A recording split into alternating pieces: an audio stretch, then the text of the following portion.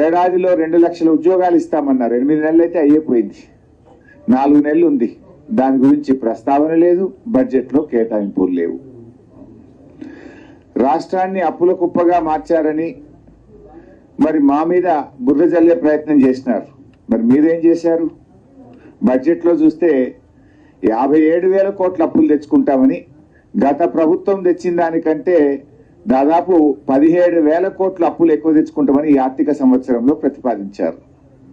పోయినసారి నేను ఆర్థిక మంత్రిగా ప్రవేశపెట్టిన బడ్జెట్లో 40,000 కోట్లు ఎఫ్ఆర్బిఎం అప్పుల కింద నేను ప్రతిపాదిస్తే గౌరవనీయులు భట్టి గారు 57,000 కోట్లు ప్రతిపాదించాడు. అంటే ఇంకో 17,000 కోట్లు బడ్జెట్ బారోయింగ్స్ లో ఎక్కువ చూపించారు. ఇక ఈ బడ్జెట్ అనేటువంటిది ప్రజలకు ఇచ్చిన హామీలను మీ మేనిఫెస్టోను ప్రతిబింబించే విధంగా ఉండాలి. కానీ దురదృష్టం ఏంటంటే కాంగ్రెస్ పార్టీ తన మేనిఫెస్టోను మర్చిపోయింది అనిపించింది. ఎందుకు ఈ మాట అంటున్నా నేను? ఇందాకన్నట్టు వారి 6 గ్యారంటీల్లో మొదటి హామీ, వారి మేనిఫెస్టోలో మొదటి హామీ మహిళలందరికీ 2,500 రూపాయలు ప్రతి నెల ఇస్తామన్నారు. ఇప్పటికే 8 నెలలు అయిపోయింది. బహుశా ఈ బడ్జెట్లోనైనా పెడతారేమో. మొదటి హామీ కదా. ఈ రాష్ట్రంలో ఉన్న మరి దాదాపు 1.5 అక్కా చెల్లెలు ఎదురు చూస్తా ఉన్నారు. అందులో 18 ఏళ్ళు దాటిన వాళ్ళు పెట్టుకున్న 1 కోటి మంది ఉంటారు. 1 కోటి మంది అక్కా చెల్లెళ్లకు శుభవార్త చెప్తారేమో అని చూస్తే నిరాశ చూపారు. ఇవాళ 8 నెలలు అయింది. 8 నెలలు లెక్క తీసినా దాదాపు వీళ్ళు ఇప్పటికే 20,000 కోట్లకు పైగా బాకీ పడ్డారు పాతది. పోనీ ఈ బడ్జెట్లన్నా పెట్టి ఇక ముందుకన్నా ఇస్తారేమో అంటే మహాలక్ష్మి పథకం కింద మహిళలకు మహా నిరాశను ఈ రాష్ట్ర ప్రజలకు, మహిళలకు కాంగ్రెస్ ప్రభుత్వం నిరాశపరిచింది. ఇకపోతే ఆసరా పెన్షన్లు ఎంతో ఆశగా ఎదురు చూస్తున్నారు. రేవంత్ రెడ్డి గారు అయితే రెచ్చిపోయి ఉపన్యాసాలు ఇచ్చాడు. అవ్వా నీ పెన్షన్ ఎంత వస్తుంది? 2,000. ఇగో డిసెంబర్లో ఇందిరమ్మ రాజ్యం రాగానే నీ పింఛన్ 4,000 అవుతుంది. నీ మన్మడు కాళ్ళు ఒత్తుతాడు, డీజిల్కు పైసలు అడుక్కుంటాడు, పెట్రోల్కు పైసలు అడుక్కుంటాడు అన్నాడు. మరి అడవిని 4,000 డిసెంబర్లోనే ఇస్తాను నువ్వు. ఇప్పుడు జూలై నెలలో ఉన్నాం, ఇప్పటిదాకా రాలేదు. కాంగ్రెస్ పార్టీ నాయకులు ఎన్నికల సమయంలో ఇంటికి 2 పింఛన్లు ఇస్తాం, అవ్వకిస్తాం, తాతకిస్తాం, నౌకరున్నా ఇస్తాం, కొత్త పెన్షన్లు ఇస్తాం, అర్హులందరికీ ఇస్తాం, 4,000 ఇస్తాం అని ఊదరగొట్టింది కదా. 100 రోజుల్లో ఇస్తామని బాండ్ పేపర్ మీద రాసిచ్చింది కదా. ఏమైంది మీ బడ్జెట్లో? ఎందుకు పెట్టలేదు అని నేను అడుగుతా ఉన్నా. అంటే ఇవాళ పేదలకు మేము ప్రాధాన్యత ఇస్తాం, మాది పేదల ప్రభుత్వం అన్నారు కదా. మరి ఇంతకంటే పేదలు ఎవరు? ఆసరా పెన్షన్ అందుకునే దానికంటే ఇంకా నిరుపేదలు ఈ రాష్ట్రంలో ఎవరన్నా ఉన్నారా? వృద్ధులు, అభాగ్యులు, ఒంటరి మహిళలు, చేనేత కార్మికులు, గీత కార్మికులు, వికలాంగులు, మరి ఎయిడ్స్ పేషెంట్లు, డయాలసిస్ పేషెంట్లు, వీళ్ళకంటే పేదలు, వీళ్ళకంటే ఇంకా కష్టాల్లో ఉన్నటువంటి వాళ్ళు ఎవరైనా ఉంటారా? అంటే మీరు అత్యంత పేదలే వీళ్ళు. మరిగా మాది పేదల ప్రభుత్వము, మాది పేదలకు ప్రాధాన్యం అని చెప్పుకునే అర్హతనే మీకు లేదు. అత్యంత పేదలైన అవ్వాతాతలను, ఆసరా పెన్షన్ లబ్ధిదారులను, వితంతువులను, ఒంటరి మహిళల్నే మర్చిపోయింది ఈ ప్రభుత్వం. దారుణ వంచన చేసింది వాళ్ళు. కొండంత ఆశతో ఎదురు చూస్తున్న వృద్ధులకు, వితంతువులకు, ఒంటరి మహిళలకు, దివ్యాంగుల ఆశలు నీరుగార్చింది ప్రభుత్వం. అంటే మీరు 2 ముఖ్యమైనది, మహిళలు మన సమాజంలో అత్యంత ప్రాధాన్యత కలిగినటువంటి వాళ్ళు, వృద్ధులు, వితంతువులు అత్యంత ప్రాధాన్యత కలిగినటువంటి వాళ్ళు. అసలు మీ మేనిఫెస్టోలో అతి ముఖ్యమైన 2టినే మీరు పక్కకు పెట్టిండ్రు. 3వ ముఖ్యమైనటువంటి వాళ్ళు విద్యార్థులు, రేపటి పౌరులు, భవిష్యత్తు వాళ్ళది. ఆ విద్యార్థులకు 5 లక్షల విద్యా భరోసా కార్డు అని మీ మేనిఫెస్టోలో చెప్పారు. స్కూటీలు చెప్పారు. ఎస్సీ ఎస్టీలు 10వ తరగతిలో పాస్ అయితే ప్రతి విద్యార్థికి 10,000 రూపాయలు ఇస్తామన్నారు. ఏది దాని ప్రస్తావన? దళిత గిరిజన విద్యార్థులకు మోసం, మొత్తం విద్యార్థి లోకానికి మోసం. విద్యా భరోసా కార్డు ప్రస్తావనే లేదు. 100 రోజుల్లో 6 గ్యారెంటీల్లో చెప్పి ఇవాళ విద్యార్థులకు కూడా మీరు తీవ్రమైనటువంటి మోసం చేశారు. ప్రజాపాలన కింద 1,90,00,000 దరఖాస్తులు వచ్చినాయి. వెంటనే రేషన్ కార్డులు ఇస్తామని చెప్పిండ్రు. ఏది రేషన్ కార్డుల ప్రస్తావన ఏది, ఎప్పటి నుంచి ఇస్తారో చెప్పలేదు. మరో ముఖ్యమైనటువంటి వాళ్ళు నిరుద్యోగులు 4,000 భృతి ఇస్తామన్నారు, 2 లక్షల ఉద్యోగాలు అన్నారు, జాబ్ క్యాలెండర్ అన్నారు. ఇవాళ బడ్జెట్ లో చూస్తే జాబ్ క్యాలెండర్ ప్రస్తావన లేదు, నిరుద్యోగ భృతి 4,000 గురించి అసలే చెప్పలేదు, ఉద్యోగాల నియామకాలు ఎప్పట్లోగా చేస్తారో కూడా చెప్పిన పరిస్థితి లేదు. ఇకపోతే ఆటో కార్మికులు, ఈ ప్రభుత్వం వచ్చినాక కొత్తగా ఎవరైనా ఆత్మహత్యలు చేసుకుంటున్నారంటే రాష్ట్రంలో 50కు పైగా ఆటో కార్మికులు ఆత్మహత్య చేసుకున్నారు. మీ యొక్క మేనిఫెస్టోలో పెట్టారు, ఆటో కార్మికులకు సంవత్సరానికి 12,000 ఇస్తామన్నారు. మా వృత్తి పోయింది, మాకేదైనా సహాయం చేయండి అని ఆటో కార్మికులు ఇలా గొంతెత్తి రాష్ట్రం మొత్తం కూడా అడుగుతా ఉంటే ఈ ప్రభుత్వం కనీసం అత్యంత పేదవాళ్ళు, రెక్కాడితే డొక్కాడని వాళ్ళు, వృత్తిని నమ్ముకున్న వాళ్ళు, పొద్దున్న లేచి కష్టాన్ని నమ్ముకొని పనిచేసే ఆటో కార్మికులకు తీవ్రమైన నిరాశను మిగిల్చింది, మొండి చేయి చూపించింది ఈ కాంగ్రెస్ ప్రభుత్వం. మాజీ సర్పంచులు, మాజీ ఎంపీటీసీలు మీకు కూడా నెలకు 1,500 పెన్షన్ ఇస్తామన్నారు, వాళ్ళ గురించి ప్రస్తావన లేదు.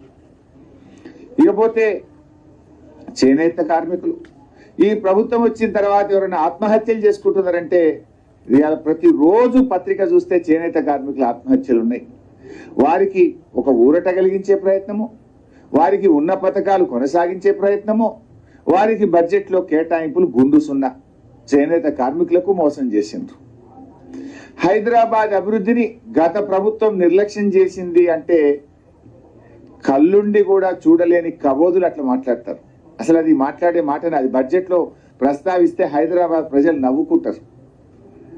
ఇవాళ చంద్రబాబు నాయుడు గారు ఆ మధ్య మన ముఖ్యమంత్రి అయిన తర్వాత కూడా హైదరాబాద్కి వస్తే ఏమన్నారు, నేను అభివృద్ధి చేశాను, మొన్నటిదాకా పనిచేసిన ప్రభుత్వం నాకంటే బాగా చేసింది అని ఈ రాష్ట్రానికి, ఉమ్మడి రాష్ట్రానికి ముఖ్యమంత్రిగా ఉన్న చంద్రబాబు నాయుడు గారు కూడా కేసీఆర్ గారి అభివృద్ధిని ఆయన కొనియాడారు.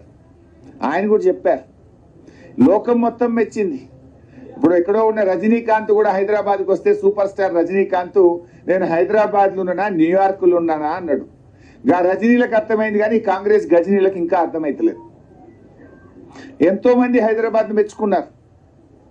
వాస్తవాలు చెప్తే ఆ బడ్జెట్ ఒక అందం ఉంటుంది, ఒక బాధ్యత ఉంటుంది. కానీ హైదరాబాద్ అభివృద్ధి జరగలేదని మాట్లాడడం ఇట్స్ ఎ జోక్. అందుకే కదా హైదరాబాద్లో మొత్తం సీట్లు మమ్మల్ని గెలిపించి మేము ఒక్క సీటు కూడా ఇవ్వలేదు. కాంగ్రెస్ ప్రభుత్వం ఏ రంగంలో కూడా విజన్ లేదని ఈ బడ్జెట్లో మాకు అర్థమవుతా ఉంది. గత ప్రభుత్వాన్ని నిందించడమే తప్ప ఎన్నికల్లో ఇచ్చిన హామీల పైన దాటవేత వైఖరిని ప్రదర్శించారు. కేసీఆర్ ప్రభుత్వం యొక్క ఘనతలను తమ ఘనతలుగా చెప్పుకునే ప్రయత్నం చేసి అభివృద్ధే జరగలేదు ఈ 10 ఏళ్లలో అని మాట్లాడినారు. అంటే వాళ్ళకే కాంట్రడిక్షన్. వాళ్ళు ఇచ్చిన ఎకనామిక్ సర్వే బుక్ లో కానీ వాళ్ళు ఇచ్చిన ఈరోజు బడ్జెట్లో కానీ ఏముంది, ఈ దేశంలో తలసరి ఆదాయంలో తెలంగాణ ఆ గోవా సిక్కిం తప్పితే దేశంలో నంబర్ 1 స్థానంలో తెలంగాణ ఉంది. మేము అధికారం చేపట్టినాడు తెలంగాణ 13వ స్థానంలో ఉండే. 13 తలసరి ఆదాయంలో దేశంలో 13వ స్థానంలో ఉన్న తెలంగాణను ఇవాళ 2 చిన్న రాష్ట్రాలు మినహాయించి నంబర్ 1 స్థానంలో మేము తెచ్చినామంటే మేము అభివృద్ధి చేసినట్ట చేయనట్ట, మేము పని చేసినట్ట పని చేయనట్ట? దాన్ని కేంద్ర ప్రభుత్వం మెచ్చుకున్నది. మీ బడ్జెట్ స్పీచ్ లో కూడా చెప్పారు. కానీ అదేదో గత 10 ఏళ్లలో జరిగిన అభివృద్ధి కూడా తమ ఘనతగా చెప్పుకునే ప్రయత్నం చేశారు. ఇకపోతే ఆ తలసరి ఆదాయం కూడా చూస్తే కేంద్ర ప్రభుత్వం అంటే జాతీయ తలసరి ఆదాయం కంటే తెలంగాణ రాష్ట్ర తలసరి ఆదాయం 1,64,063 రూపాయలు ఎక్కువ. ఈ రాష్ట్ర పౌరుడి యొక్క తలసరి ఆదాయం 3,47,299 రూపాయలు అయితే దేశ పౌరుడి యొక్క తలసరి ఆదాయం 1,83,236. అంటే దేశం కంటే 1,64,063 రూపాయలు తెలంగాణ పౌరుడి తలసరి ఆదాయం ఎక్కువ ఉందంటే 10 ఏళ్ల కేసీఆర్ పాలన 10 ఏళ్ల బీఆర్ఎస్ పాలన ఫలితం అది. ఎందుకంటే మేము అధికారంలోకి వచ్చినాడు తెలంగాణ 13వ స్థానం బాస్. 13 నుంచి ప్రథమ స్థానానికి వచ్చిందంటే అది మా పరిపాలనకు గీటురాయి. ఇకపోతే స్థూల ఉత్పత్తి, ఒక రాష్ట్ర స్థూల ఉత్పత్తి ఆ రాష్ట్ర ప్రభుత్వ పనితీరును కూడా సూచిస్తుంది. ఇవాళ బీఆర్ఎస్ ప్రభుత్వం కేసీఆర్ గారి నాయకత్వంలో అధికారంలోకి వచ్చినప్పుడు 4,51,580 కోట్లు మన రాష్ట్ర స్థూల ఉత్పత్తి జిఎస్డిపి 4,51,580 కోట్లు. ఈసారి ఎంత మనది? 2023-24 వచ్చేసరికి 14,63,963 కోట్లు. మీ బడ్జెట్ బుక్ లోనే చెప్పారు. ఇప్పుడు మీరు 14,63,963 కోట్లకు జిఎస్డిపి పెరిగిందంటే, 3 రెట్లు పెరిగిందంటే అది మా పనితీరుకు నిదర్శనం కాదా? గ్రోత్ రేట్ ఎంత? లాస్ట్ ఇయర్ తో చూస్తే 11.9% గ్రోత్ రేట్. అదే జాతీయ వృద్ధి రేట్ ఎంత? దేశం యొక్క జీడిపి గ్రోత్ రేట్ ఎంత? It is 9.1. దేశం కంటే దాదాపు 2% తెలంగాణ వృద్ధి రేటు ఎక్కువగా ఉందంటే అది మా పనితీరుకు నిదర్శనం. ఇవాళ ఇదొక్కటే కాదు, నీతి ఆయోగ్ ఒక రిపోర్ట్ ఇస్తుంది. ఇది ప్రతి 3 నెలలకు ఇచ్చే రిపోర్ట్, నీతి ఆయోగ్ పబ్లిష్ చేసే బుక్. ఇందులో కూడా ఎంత స్పష్టంగా చెప్పిందంటే, Telangana is the 7th largest state in terms of GSDP and has clocked a CAGR of more than 11%. Since 2015-16, it is one of the fastest growing states in the country. The state's economy has grown at an average annual rate of more than 9% since its formation, which is significantly higher than the growth rate it had attained before its formation as a separate state. ఇంత స్పష్టంగా నీతి ఆయోగ్ కూడా మా ప్రభుత్వ పనితీరును చెప్పింది. అంతేందుకు, వ్యవసాయంలో రాష్ట్రం ఏర్పడిన నాడు 1,27,00,000 మెట్రిక్ టన్నుల ధాన్యం అన్ని కలిపి పండేది. ఇలా 4 కోట్ల మెట్రిక్ టన్నులు అయింది. ఏమైనా మ్యాజిక్ చేస్తే మాత్రమేస్తాయి కదా? నీళ్ళు ఇస్తే, నాణ్యమైన కరెంట్ ఇస్తే, పెట్టుబడి సాయం చేస్తే, వ్యవసాయాన్ని ప్రోత్సహిస్తే, వ్యవసాయ పనిముట్లు ఇస్తే, డ్రిప్ ఇరిగేషన్ పరికరాలు ఇస్తే, మా పనితీరు వల్ల 1,27,00,000 మెట్రిక్ టన్నులు 4 కోట్ల మెట్రిక్ టన్నులు అయిందంటే మా ప్రభుత్వం పనిచేస్తే జరిగింది కదా. చివరికి ఆడికి పోయింది. వడ్లు కొనం మాకు గోడౌన్లలో జాగలేదని కేంద్ర ప్రభుత్వం చేతులు ఎత్తితే ఢిల్లీకి పోయి ధర్నా చేసేదాకా ఈ రాష్ట్ర వృద్ధి రేటు పెరిగింది కదా, వ్యవసాయ వృద్ధి రేటు పెరిగింది కదా. మేము దేశంలో ఒకప్పుడు Punjab use to be the number 1. Punjab ను తలదన్ని అతి ఎక్కువ వరి ధాన్యం పండించే రాష్ట్రంగా తెలంగాణ ఎదిగిందంటే అది కేసీఆర్ పాలన కాదా? పక్క రాష్ట్రాలు తమిళనాడు, కర్ణాటక మాకు తిండి గింజలు లేవు, జర ఇస్తారా అని తెలంగాణను అడిగే స్థితికి కేసీఆర్ తెలంగాణను చేర్చిండు. కరువు కాటకాలకు నిలయంగా ఉన్న తెలంగాణ దక్షిణ భారతదేశానికి ధాన్యాగారంగా మార్చినమంటే అది మా ప్రభుత్వ పనితీరు కాదా? మీరు 10 ఏళ్ల పనే జరగలేదని చెప్తే అంటే ప్రజలు నవ్వుకోరా? పండిన పంట నిజం కాదా? ధాన్యం రాష్ట్ర ప్రభుత్వం కొన్నది నిజం కాదా? ఇది దాచేస్తే దాగే సత్యమా? మీరు బడ్జెట్లో స్పీచ్లు చెప్పినంత మాత్రాన నిజాలు కాకుండా పోతాయా? నిజాలు అబద్ధాలుగా మారతాయా? రైతు రుణమాఫీ మీరు బడ్జెట్లో చూడండి దయచేసి. రైతు రుణమాఫీ ఏమన్నారు? ఏకకాలంలో చేస్తామని దేవుడి మీద ఒట్లు పెట్టారు. 15th ఆగస్టు కల్లా చేస్తామన్నారు. నేను కూడా నిజంగానే చేస్తారు కదా, దేవుడి మీద ఒట్టు పెట్టింది కదా, మాట తప్పరని నమ్మాను. అంటే మనకు దేవుడి కంటే మనం తెలుగు సమాజం, ముఖ్యంగా మన భారతదేశంలో దేవుడిని బాగా నమ్ముతాం. మనం ఒక మా అన్న అన్నట్టు ఒక దేవుడు కాదు, ఊరూరా దేవుళ్ళ మీద ఒట్టు పెట్టిండు. నేను అనుకున్న బడ్జెట్లో తప్పకుండా 31,000 కోట్లు పెడతారేమో అని ఆశించాను. చాలా క్లీన్గా అబ్జర్వ్ చేశాను. చూస్తే బడ్జెట్ ప్రసంగంలో చెప్పారు మంత్రి గారు, 31,000 కోట్ల రూపాయలు మేము ఏకకాలంలో చేస్తున్నామని చెప్పారు. నిజంగా కేటాయింపులు చూశాను నేను వెళ్ళి. కేటాయింపులు చూస్తే మాత్రం 15,470 కోట్ల రూపాయలు మాత్రమే కేటాయించారు. రుణమాఫీకి కేటాయింపుల్లో బడ్జెట్లో చూస్తే 15,470 కోట్లే కేటాయించారు. మరి 15,470 కోట్లు బడ్జెట్లో కేటాయించి ఏకకాలంలో రుణమాఫీ ఎట్లా చేస్తారు? అంటే వాయిదా వేస్తారా, లేదు ఇంకెక్కడి నుంచి అన్న తెస్తారా? బడ్జెట్లో చూపకుండా ఆడికెళ్ళి తెస్తారు? బడ్జెట్లో మీ రాష్ట్రం ఇలా మీరు బడ్జెట్ పెట్టిందే 2,91,000 కోట్లతో బడ్జెట్ పెట్టారు. సరే, అసలు అంత ఆదాయం వస్తుందా రాదా అవి కూడా చెప్తాను. అందులో ఏం తప్పులు పెట్టిండ్రు అది కూడా చెప్తా. పెట్టిన 2,91,000 కోట్లలో రుణమాఫీ 31,000 కోట్లు చూపించాలన్నా వద్దా? చూపింది మాత్రం 15,470 కోట్లు. మరి ఇక్కడ కూడా అనుమానాలు వస్తున్నాయి. మరి రేపు అసెంబ్లీలో అడుగుతాం, దాన్ని ఎట్లా క్లారిఫై చేస్తారో చూద్దాం. రైతు బంధు స్థానంలో రైతు భరోసా అన్నారు. సరే, దానికి ఇంకేదో విధి విధానాలు అంటున్నారు. మరి అది ఎప్పుడు చేస్తారు, ఎంత కోతలు పెట్టరు? వీళ్ళు చూస్తుంటే కోతలు పెట్టడానికి ఇదంతా ఒక నాటకాలు ఆడుతున్నారు. సరే, దాని మీద కూడా రేపు తప్పకుండా అసెంబ్లీలో గట్టిగా అడిగి అర్హులైన రైతులకు అందరికీ వచ్చేటట్టుగా బీఆర్ఎస్ పార్టీ ప్రయత్నం చేస్తారు. మైనార్టీలకు 4,000 కోట్లు బడ్జెట్లో పెట్టామన్నారు. వాళ్ళ మేనిఫెస్టోలో చెప్పారు. కానీ ఈరోజు బడ్జెట్లో చూస్తే 3,000 కోట్లే పెట్టినారు. ముస్లిం మైనార్టీలకు ఓ మంత్రి లేడు, ఓ ఎమ్మెల్యే లేడు, ఓ ఎమ్మెల్సీ లేడు. కనీసం బడ్జెట్ కూడా చెప్పిన కాడికి 4,000 ఇవ్వకుండా 1,000 కోత పెట్టిండ్రు.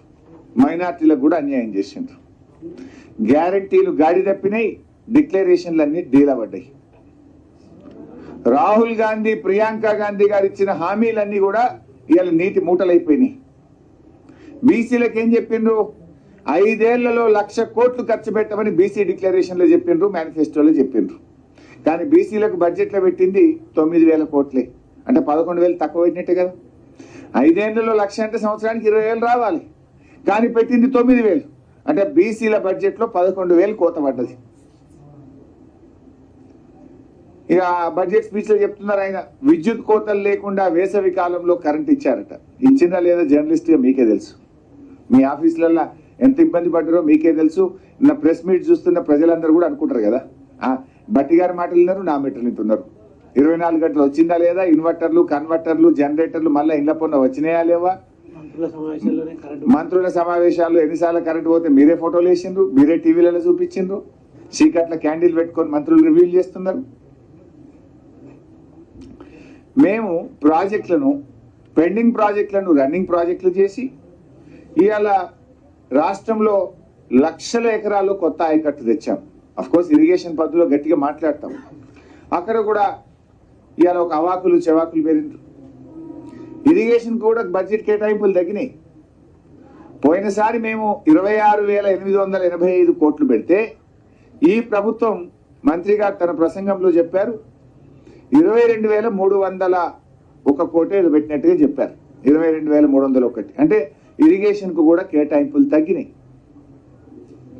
దళిత బంధు గురించి ప్రస్తావన లేదు. మేము 10 ఇస్తే వీళ్ళు 12 ఇస్తామని చెప్పి మరి వాళ్ళ దళిత డిక్లరేషన్ లో పెట్టారు, మేనిఫెస్టోలో పెట్టారు, బాండ్ పేపర్ల మీద రాశారు. కానీ ఇవాళ దళిత బంధు గురించి ప్రస్తావన కానీ, ఎంతమందికి ఇస్తారు, ఎప్పటిలోగా ఇస్తారు, మరి దాని గురించి ఎక్కడ మాట్లాడలేదు. గిరిజన బంధు ఊసే లేదు. గిరిజన బంధు గురించి ఎక్కడ కూడా ప్రస్తావన అసలే లేదు. ఇవన్నీ ఒక రకంగా ఇట్లా ఉన్నాయి. ఇకపోతే కళ్యాణ లక్ష్మి, తులం బంగారం ఇవన్నీ లోపల చెప్పుదామన్నా. ఇలా కొంచెం ఇలా ఓన్లీ కొన్ని పాయింట్స్ వరకే చెప్పుదాం. ఇకపోతే ఆసరా పెన్షన్లో ఇందాక నేను చెప్పిన 7,437 కోట్లు పోయినసారి పెడితే ఈసారి 7,376 కోట్లు పెట్టింది. అంటే కొంచెం తక్కువ చేశారు బడ్జెట్ ఎస్టిమేట్. 7,437 లాస్ట్ టైం ఉంటే ఈసారి 7,376. అంటే పోయినసారి కంటే తగ్గింది. అంటే ఇప్పుడు ఈ ఏడాది కొత్త పింఛన్ ఇయ్యరు, భర్త చనిపోయినా పింఛన్ ఇయ్యరు, ఇంటికి 2 ఇయ్యరు, 4,000 ఇయ్యరు, అన్ని ఉత్తాయి అన్నట్టు కదా. ఇంకేమైనా కమ్మి పెట్టుడే తప్ప ఇచ్చులేదు. ఇక పోయినసారి 7,437 ఉంటే ఈసారి 7,376 చేసిండు. అఫ్కోర్స్ ఎస్సీ కాంపోనెంట్ వేరే ఉంటుంది, అది ఇది కలిపినా పోయినసారి కంటే తక్కువనే ఉంటుంది. అంటే కొత్త పెన్షన్లకు మంగళం పాడిండ్రు, 4,000 ఇస్తామని చెప్పి మోసం చేసిండ్రు. ఇకపోతే ప్రభుత్వ ఉద్యోగులు బడ్జెట్లో ఉద్యోగుల కేటాయింపులు ఏం పెరగలే. పెన్షన్లు, జీతాల విషయంలో 3 పాయింట్స్ ఉన్నాయి. ఇక్కడ 4 పాయింట్స్. నార్మల్గానే ఎంప్లాయీస్కు 5 to 10% పెరుగుతుంది. ఈ ప్రభుత్వం 5 DL బాకీ పడ్డది. 5 DL బాకీ పడ్డది. ఈ 5 DL ఇస్తే కనీసం 8,000 కోట్లు అదనంగా కావాలి. 8 నుంచి 10,000 కోట్లు అదనంగా కావాలి. దానికి ప్రొవిజన్ లేదు. పిఆర్సీ పెండింగ్ ఉంది కదా, ఆల్రెడీ మొన్ననే చేసేది ఉండే, ఎక్స్టెండ్ చేసిండ్రు. మీరు అక్టోబర్కు ఎక్స్టెండ్ చేసిండ్రు. అక్టోబర్లో పిఆర్సీ నివేదిక వస్తే ఎంత లేదన్నో 25-30% పెంచాలి కదా. మీరంతా కేసీఆర్ లెక్క ఎట్లా పెంచారు? మీరు కేసీఆర్ గారు 73% పెంచాడు. 2 పిఆర్సీల్లో 73% పెంచాడు. ఎంత లేదని 30% అనే పెంచాలి కదా. తక్కువ. మరి కేసీఆర్ కంటే ఎక్కువ వేస్తే ఇంకా మంచిది. వి వెల్కమ్, పెంచాలనే కోరుకుంటాం. మరి ఆ పిఆర్సీ ప్రస్తావన కానీ దాని కేటాయింపులు బడ్జెట్లో లేవు. మూడవది 2 లక్షల ఉద్యోగాలు మొదటి సంవత్సరమే ఇస్తామన్నారు కదా. మరి దానికి కొత్త ఉద్యోగులు వస్తే వాళ్ళ జీతాలకు తగ్గ బడ్జెట్ పెంచాలన్నా వద్దా? దీన్ని బట్టి ఏమర్థమవుతుంది? 5 DL గురించి ప్రస్తావన లేదంటే ఇచ్చేటట్లేరు, ఎగబెట్టేట్టున్నారు. పిఆర్సీ కోసం పెరిగే దానికి అనుగుణంగా నిధుల కేటాయింపు పెరగలేదు అంటే పిఆర్సీని కోల్డ్ స్టోరేజ్లో పెడతారా అని అనుమానం కలుగుతున్నది. మూడవది 2 లక్షల ఉద్యోగాలు ఇస్తే 2 లక్షల మందికి బడ్జెట్లో కేటాయింపు ఉండాలి కదా. ₹1 కూడా పెంచలే. అంటే దీన్ని బట్టి 2 లక్షల ఉద్యోగాలు కూడా నిజంగానే ఇస్తారా, ఇయ్యరా? 8 నెలలు అయితే అయ్యేపోయింది, ఉన్నది 4 నెలలు. దానికి అనుగుణంగా కూడా కొత్త ఉద్యోగస్తులకు అవసరమైన బడ్జెట్ కేటాయింపులు బడ్జెట్లో లేవు.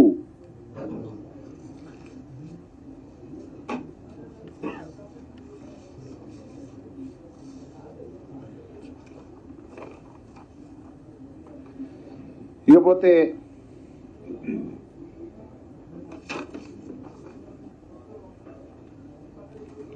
బడ్జెట్లో ఇంకొన్ని ముఖ్యమైన విషయాలు.